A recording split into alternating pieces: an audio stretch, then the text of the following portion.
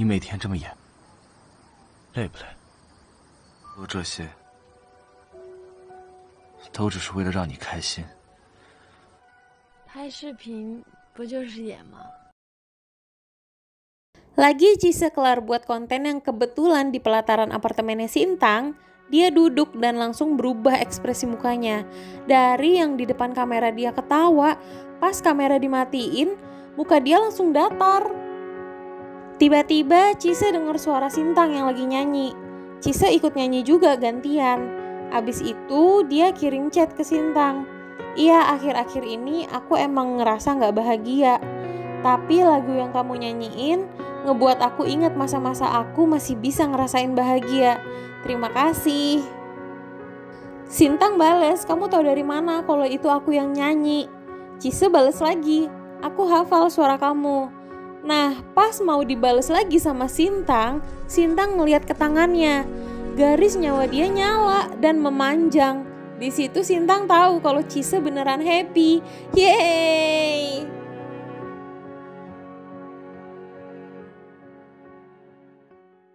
Besokannya, Cise bawain kopi ke kelas narinya Sintang sambil ngasih tahu, ada uploadan video baru nih. Abis itu Cise pergi dengan senyuman, mukanya udah gak datar lagi. Cise pergi ke penjara tempat ibunya ditahan. Lagi di perjalanan, Cise diikutin sama netizen-netizen julid sambil di live streamingin, coba jahat banget kan? Di dalam penjara, pas dia ketemu sama ibunya minta maaf pakai bahasa isyarat. Ibunya itu tuli tapi bisa bersuara. Nah, ada flashbacknya nih kenapa ibunya bisa tuli. Jadi ibunya nikah lagi setelah pisah dari suami pertamanya. Entah ditinggal meninggal atau apa ya. Dapat suami baru yang zong, gak kerja, diem-diem di rumah aja, terus kasar lagi. Ibunya dipukulin sampai gendang telinganya rusak karena suaminya gak suka anak tirinya, si Cise itu, ditinggalin di rumah berdua sama dia. Jadi dia ngerasa harus ngurusin ini itunya. Cise ngelihat ibunya dipukulin sampai cacat begitu, pasti trauma banget kan? Dan terus kalian inget gak awal-awal diceritain pas Cise mandi, sela-sela lubang pintunya ditutupin pakai handuk? Itu karena dulu dia selalu diintipin pas lagi mandi sama bapak tirinya. Jadi dia khawatir kejadian itu keulang lagi, makanya dia sekarang tuh lebih waspada. Pas Cise diintipin itu, ibunya ngeliat bapaknya langsung dihajar sampai meninggal, gengs. Itulah kenapa Cise jadi semurung itu dan ibunya sekarang ada di penjara. Kasian banget ya nasibnya Cise. Selesai dia jenguk ibunya, Cise keluar dari penjara. Di depannya ternyata udah ada Sintang.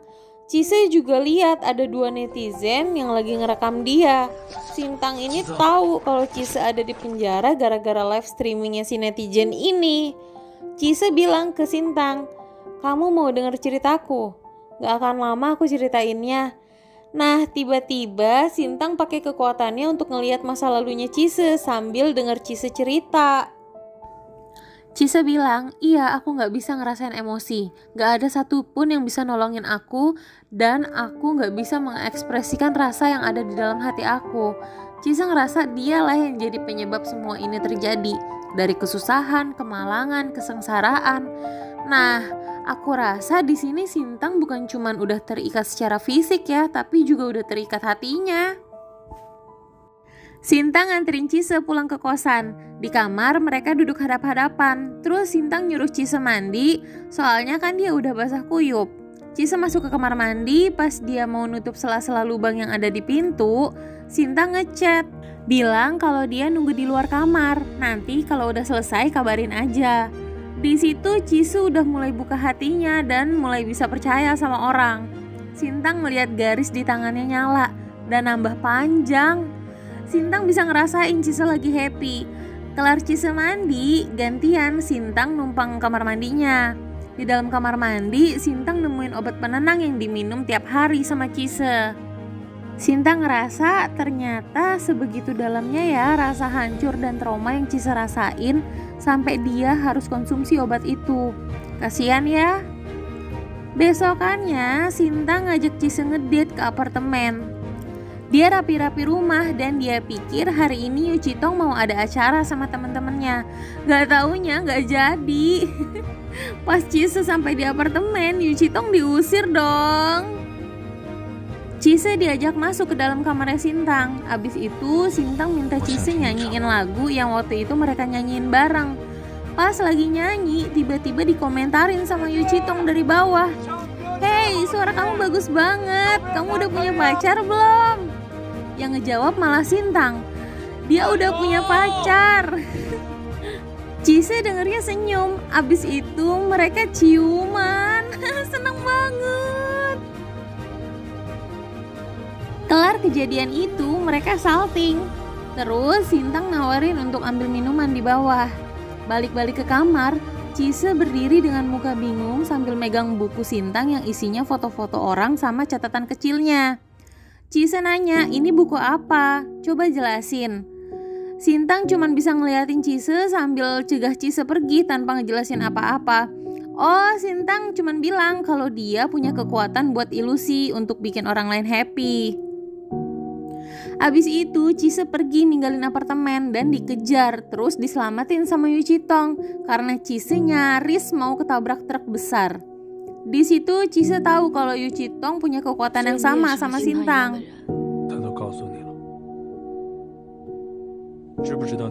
Yu Citong bilang, "Lo tahu nggak sih kalau lo itu sama Sintang udah inbound?" Sambil dia nyerahin bukunya Sintang ke Cise. Yu Citong akhirnya nyeritain lengkap asal-usul tanda X di tangannya Sintang. Cise dengerin sambil buka-buka bukunya. Tapi penjelasan Yu Citong gak ngerubah pikiran Cise untuk tetap kecewa sama Sintang. Cise nyamperin Sintang untuk balikin bukunya, terus ninggalin Sintang gitu aja. Di situ Cise hatinya bukan tambah baik, tapi malah semakin memburuk. Dia makin kehilangan rasa, dia kecewa banget sampai benar-benar ada di titik terendah. Gak bisa percaya siapapun dan depresi parah. Saking patah hatinya, Cise bilang ke Yao Yao kalau dia gak tahu bisa nerusin hidup apa enggak. Kalau dia tahu bakal sesakit ini, Cise gak mau putus sama Sintang. Tapi dia juga gak mau jadi beban buat Sintang. Enggak Cise, lo gak jadi beban. Sintang juga udah suka sama lo, astaga. Di hari H pintu ke dunianya Sintang kebuka. Dengan berat hati Sintang mutusin untuk pergi. Karena sebelumnya dia bener nyari-nyari Cise tapi dihalangin sama Yao Yao. Sintang gak punya akses sama sekali untuk ketemu Cise. Sedangkan di kondisi yang lain, Cise mutusin untuk ikut terapi depresi akut yang bisa nyebabin ingatannya dia hilang, terutama ingatan yang buruk-buruk. Nah, sebelum Cise ngelakuin pengobatannya, dia nge-live streaming dulu. Cise cerita tentang kehidupannya selama ini. Apa yang dia alamin, kenapa dia harus selalu minum obat penenang, sampai dia juga cerita tentang keberadaannya Sintang untuk Cise.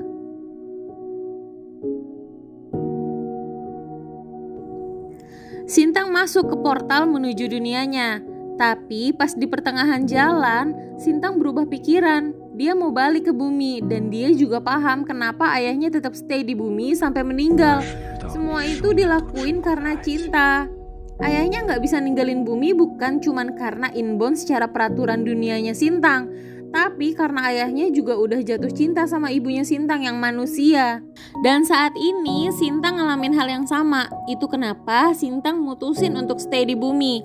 Temennya bilang, "Ya udah, aku nggak bisa nahan kamu udah bisa mutusin keputusan kamu sendiri." Sintang lari balik ke portal itu, tapi portal itu tuh kayak berat banget untuk dibuka lagi. Sintang nggak akan sanggup kalau sendirian. Tiba-tiba Yu Citong datang ngebantuin Sintang buka portalnya. Itu berarti Yu Citong juga nggak jadi pulang ke dunianya.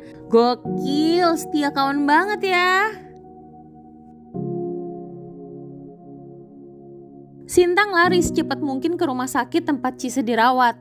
Tapi pas dia buka pintu kamar dan langsung meluk Cise udah gak ngenalin Sintang. Abis itu Sintang ngelakuin segala cara supaya ingatan Cise tentang Sintang balik lagi.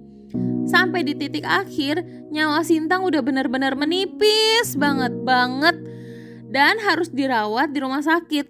Padahal dokter sendiri pun juga nggak paham sama penyakitnya Sintang yang tiba-tiba bisa lumpuh. Sintang minta tolong sama Yao Yao untuk pegangin HP-nya. Dia mau live streaming juga sama kayak yang waktu Cise lakuin waktu itu.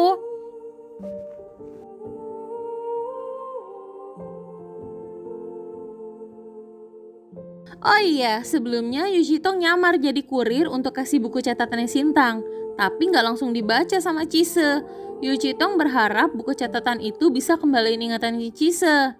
Dan bener aja, pas Cise lagi duduk santai di taman, dia buka buku itu, dia baca halaman per halaman, sedikit-sedikit ingatan Cise balik lagi. Cise langsung lari ke rumah sakit nyamperin Sintang. Tapi udah telat, Sintang udah gak bernyawa.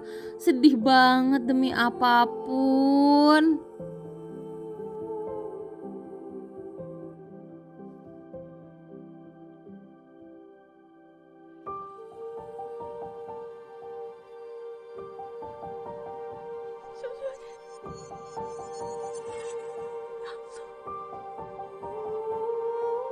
Nah, di scene akhir dijelasin kenapa baru 2 kali Sintang gunain kekuatannya untuk Cise tapi udah inbound.